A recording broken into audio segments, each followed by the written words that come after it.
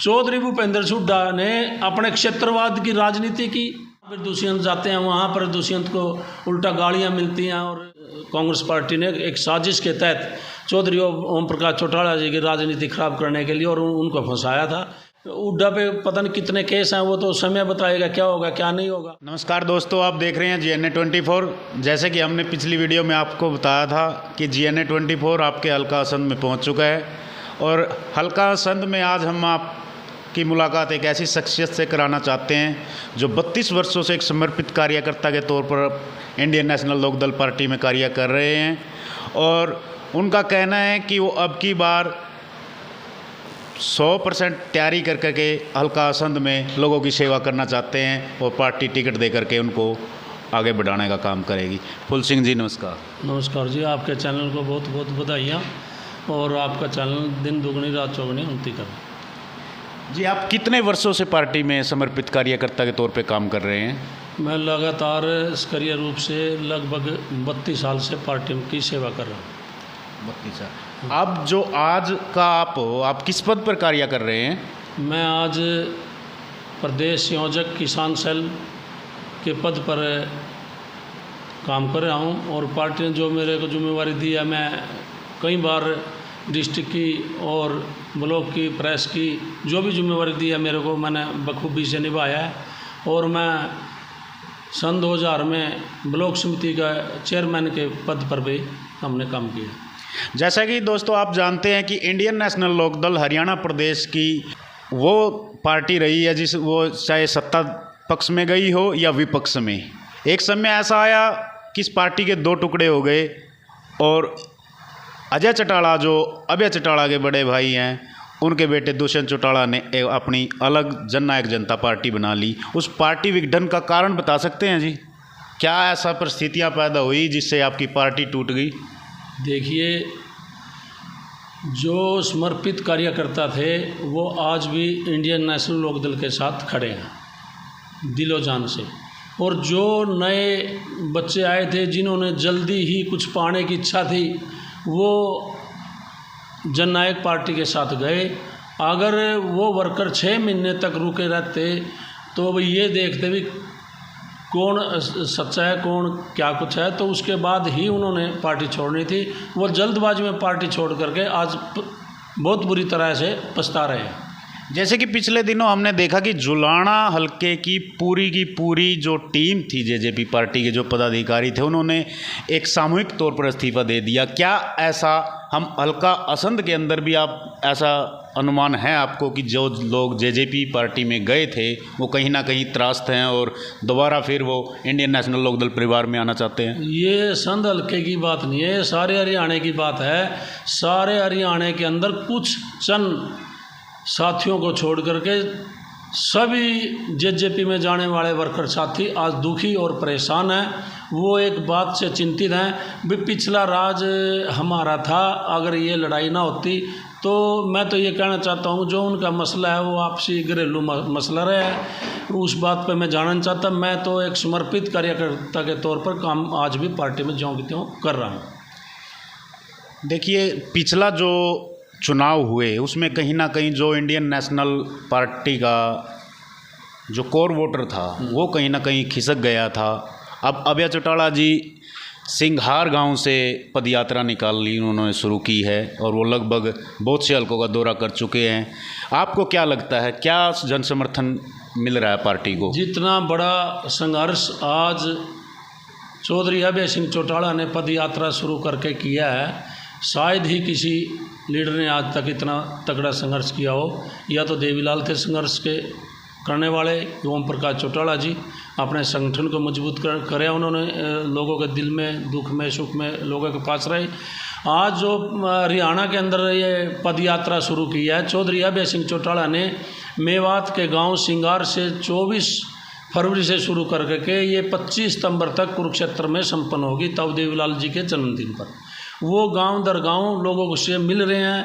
इस पद यात्रा का करने का मकसद एक ही है, हरियाणा में आजकल भ्रष्टाचार, गुंडागर्दी, लोगों को समय पर खाद ना मिलना, किसान को समय पर दवाई ना मिलना, किसान को फसल का वाजिब दाम ना मिलना, स्कूल में सरकारी स्कूल में अध्यापकों की कमी, और सरकारी हॉस्पिटल में आज डॉक्टरों की कमी, दवाई नहीं मिल रही वहाँ सरकारी, और कर्मचारी दुखी।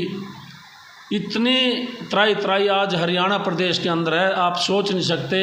सड़कों का बुरा हाल है। चौधरी अभय सिंह चौटाला ने गांव गांव जा कर के एक एक आदमी से मिल कर के लोगों की दुख तकलीफ का पता किया है। आज मेवात के अंदर, पलवल के अंदर, इधर रेवाड़ी के अंदर और भिवानी साइड में, सारे साउथ में आज पीने के पानी के लिए लोगों को लाले पड़ रहे हैं। वो पीने का पानी भी मोल लेना पड़ रहा है, और किसान को समय पर धान लगाने के लिए समय पर बिजली नहीं मिलती, और बिजली के बिल इतने ज़्यादा महंगे कर दिए। आज लाइट चलाना बड़ा मुश्किल हो गया किसान के लिए। मैं तो, और किसान के इतने वाजिब खर्चे के ज़्यादा खर्चे होने के कारण आज लागत मूल्य भी नहीं मिल रहा किसान को फसल का।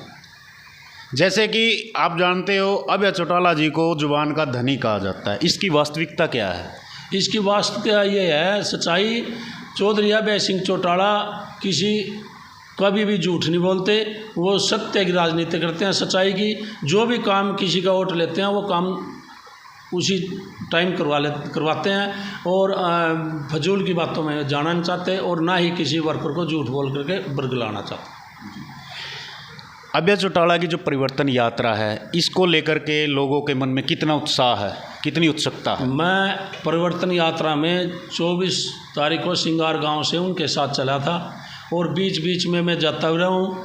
कम से कम मैं हर एक ज़िले में 2-3 दिन लगा के आया, और मैं देख रहा हूँ लोगों में बड़े ही उत्साह है चौधरी अभय सिंह चौटाला के प्रति।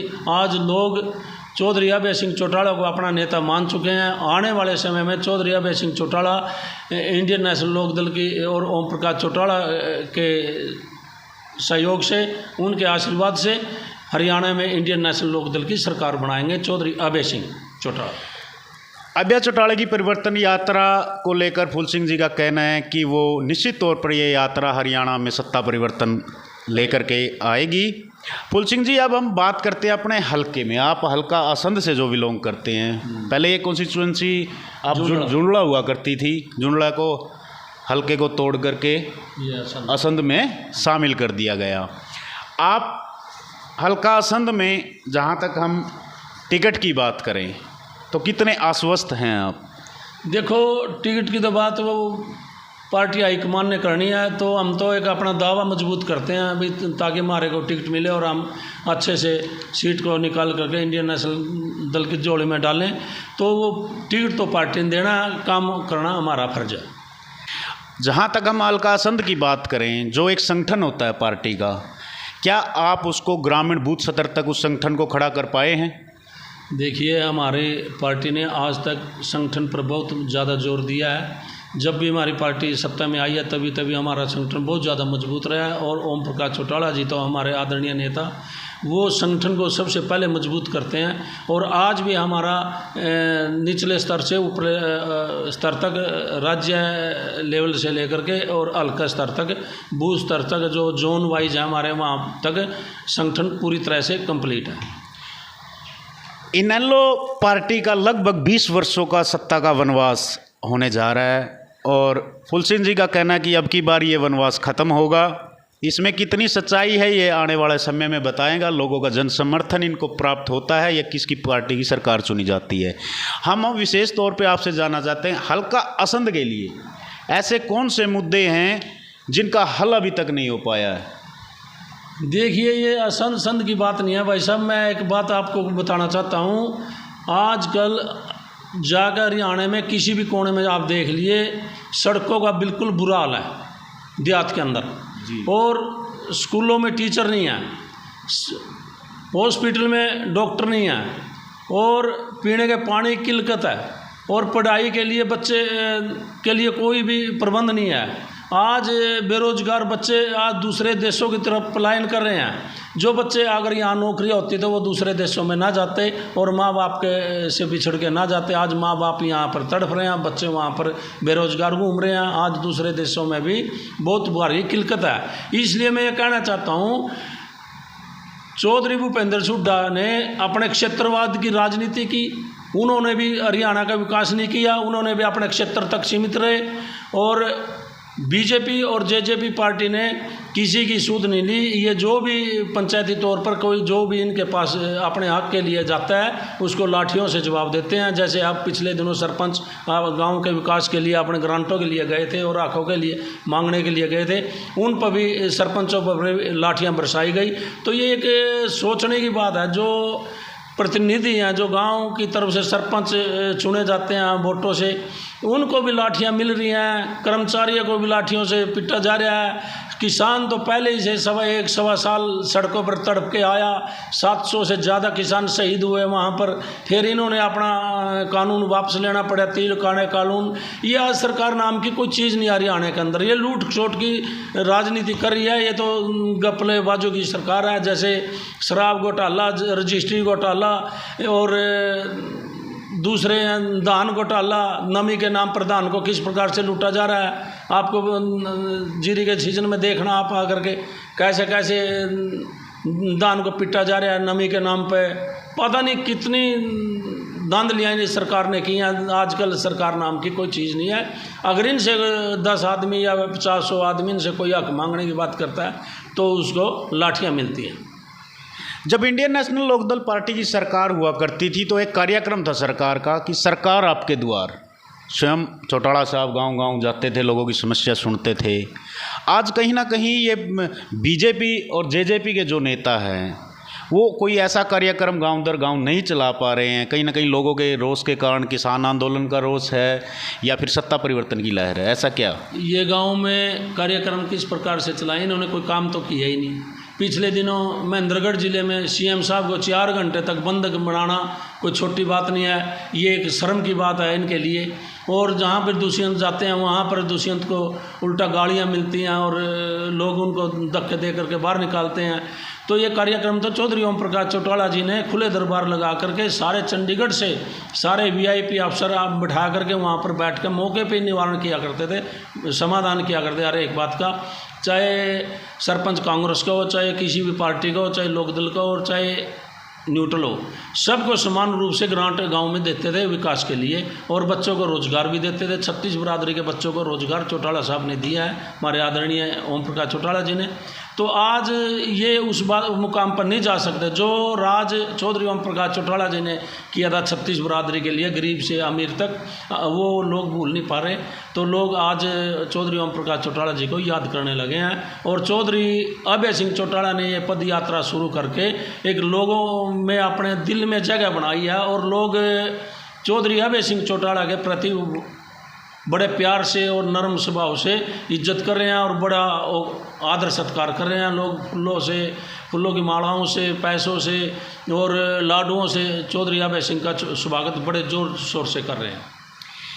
वहीं दूसरी ओर आपके शीर्ष नेताओं द्वारा ये कहा जाता है कि हम महागठबंधन बनाएंगे, थर्ड फ्रंट बनाएंगे। इस विषय पर कितनी तैयारियां, किन दलों से आपकी बातचीत जो हो रही है, तालमेल, ऐसी कोई जानकारी आपको है? देखो, ये मीटिंग तो कहीं हो ली तो हम उसमें यही कहेंगे जो हमारे शीर्ष के नेता हैं, जैसे आदरणीय ओम प्रकाश चौटाला जी हैं, चौधरी अभय सिंह हैं, तो वही उस बात के निर्णय लेंगे। हम उसके बारे में कुछ नहीं कह सकते। जो भी फैसला होगा तो पार्टी का। एक और आपके नेताओं के द्वारा ये बात कही जाती है कि ओम प्रकाश चौटाला और अजय चौटाला, जो भी INLD के कार्यकर्ता थे, नेतागण थे, उनको हुड्डा जी ने साजिश के साथ जेल में डाला था। रोज़गार देने के नाम पे उनको 10 साल की सज़ा मिली। इस विषय में आपका क्या कहना है? देखना, ये तो सभी लोग जानते हैं, रोज़गार देना कोई बड़ा मुद्दा नहीं था। इन्होंने तो एक साजिश के तहत, कांग्रेस पार्टी ने एक साजिश के तहत चौधरी ओम प्रकाश चौटाला जी की राजनीति खराब करने के लिए और उनको फंसाया था। और ये तो आने वाला समय अपने आप बता देगा। हुड्डा पे पता नहीं कितने केस हैं, वो तो समय बताएगा क्या होगा क्या नहीं होगा। पर ये चौधरी ओम प्रकाश चौटाला जी ने 10 साल की सज़ा बिल्कुल नाजायज़ काटी गई है। उसको जब सज़ा पूरी होगी तब भी 1.5 साल और ज़्यादा कटवा दिया था इस सरकार ने। तो जो भी आए हैं तो चौधरी ओम प्रकाश चौटाला जी के साथ बहुत अन्याय और बहुत भारी अन्याय किया गया है। अभय चौटाला जी द्वारा एक आरोप भी यही लगाया जाता था कि जो भूपेंद्र सिंह हुड्डा है वो बीजेपी की बी टीम का काम भी करते हैं, चाहे वो राज्यसभा का चुनाव में स्याही बदलने का प्रकरण रहा हो या फिर वो दीपेंद्र हुड्डा को राज्यसभा में भेजने की बात रही। देखिए, मैं एक बात आपको स्पष्ट तौर पर बताना चाहता हूँ। आज चौधरी भूपेंद्र सिंह हुड्डा विपक्ष के नेता हैं। वो विधानसभा में जनहित के मुद्दे ना उठा करके शेर और शायरी का काम करते हैं, वो चुटकुले सुनाते हैं। और जब चौधरी अभय सिंह चौटाला ने एक प्रस्ताव रखा था विधानसभा में, भाई आज तक किसानों पर कितने करोड़ का कर्जा है और कितने किसानों ने आत्महत्या कर ली और ये कर्जा किस प्रकार से आप इसको किसान को देख रहे हैं, तो वो प्रस्ताव दिया था और उस पर बोलने का जो मौका मिला चौधरी अभय सिंह चौटाला ने, तो जो प्रस्ताव उठाया गया तो इन्हें टाल मटोल कर करके उसका जवाब नहीं दे पाए और कोई झूठा सा एक सहकारिता मंत्री के मुद्दे वो उठा करके जो जी पैसे लिए हुए थे उसका पूरा हिसाब किताब ना दे करके 15 दिन का समय मांगा था और उसमें हुड्डा ने भी कोई किसानों के प्रति वफादारी नहीं दिखाई। तो ये मैं समझता हूँ भी आज विधानसभा में भी चौधरी भूपेंद्र सिंह हुड्डा कोई भी मुद्दा नहीं उठाते, वो सिर्फ बीजेपी से मिले हुए हैं और उसके सांठ-गांठ करी हुई है। ये तो ऐसा दिखता है भी हमें सामने हुड्डा साहब और मुख्यमंत्री जी सामने बैठ कर बात करते हो आपस में तालमेल। ठीक है जी, ये तो वही बात हो गई, हाथी के दांत दिखाने के कोई और खाने के कोई से। तो हम आपसे ये जानना चाहेंगे, अब हम हल्का असंध में आते हैं। मौजूदा विधायक यहाँ से शमशेर सिंह गोगी जी हैं और वो सरकार में नहीं हैं, ये बहाना लगाते हैं लोगों के सामने जब कोई काम करने जाता है कि मेरी तो सरकार नहीं है। विपक्ष का विधायक कितना काम कर सकता है? देखिए, विपक्ष का विधायक बहुत कुछ काम कर सकता है, परंतु विपक्ष के विधायक ने आज तक कोई काम नहीं किया। जैसे आज जूंडड़ा से जानी का, बुंडपुर का और बीड़ माजरा 3 गांवों का तो बिल्कुल ही रास्ता ख़त्म हो गया है। जूंडे में आना जाना बंद हो गया हल्के में उन्होंने। अनाज मंडी से जो सामने सड़क जाती है नहीं ये और जो कम से कम 20 से 22 गांवों से कनेक्टिविटी है वो बिल्कुल टूटी हुई है। वो जो जूंडड़ा से जानी जाती है और ग्रोंडा को जोड़ती है, वो कम से कम बहुत ज़्यादा एरिया को जोड़ती है, वो बिल्कुल टूटी हुई है। आज अथलाना, जूंडड़ा से अथलाना, जूंडड़ा से मंजूरा, बजिद्दा, चाहे कोई सी सड़क पर चले जाओ, चाहे बांसे आली पर चले जाओ, चाहे कतलाड़ी से मंजूरा देख लो, सारी सड़कें टूटी हैं, बुरा हाल है। सारे हरियाणा में बहुत ही बद से बेहतर हालात हैं। जी देखिए, ये थे हमारे साथ जुड़े थे फूल सिंह मंजूरा जी, और अंत में हम इनसे एक अंतिम सवाल यही पूछेंगे कि इंडियन नेशनल लोकदल पार्टी की यदि हरियाणा में सरकार बनती है और उनको वो विधायक चुने जाते हैं असंध की जनता द्वारा, तो उनकी प्राथमिकताएं क्या रहेंगी? देखिए, सबसे पहले है शिक्षा का प्रबंध करना बच्चों के लिए और आम आदमी के लिए।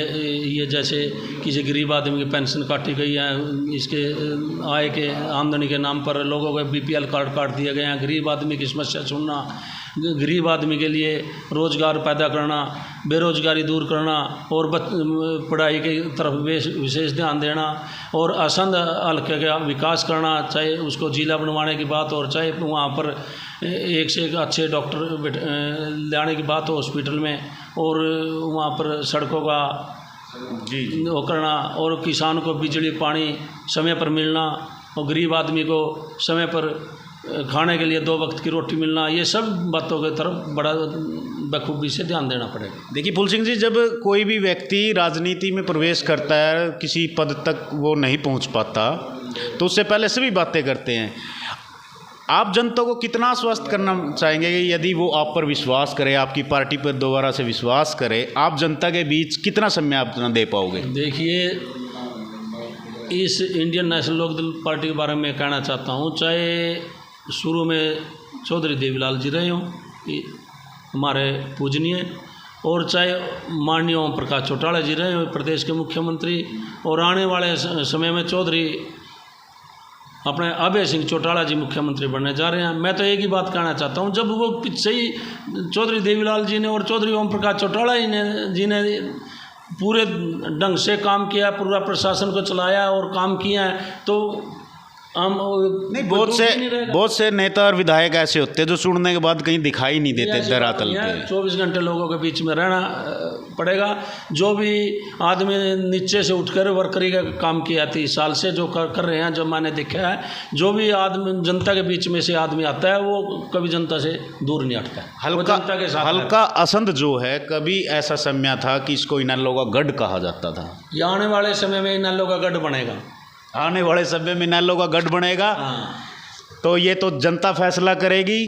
आप देखते रहिए GNA 24। और आज हमारे साथ जुड़े थे फूल सिंह मंजूरा जी, जो किसान सेल के प्रदेश संयोजक हैं। और ऐसी ही शख्सियत के साथ हम दोबारा फिर मिलेंगे आपसे, तब तक देखते रहिए GNA 24। कैमरामैन अशोक के साथ लाभ सिंह आर्या, धन्यवाद।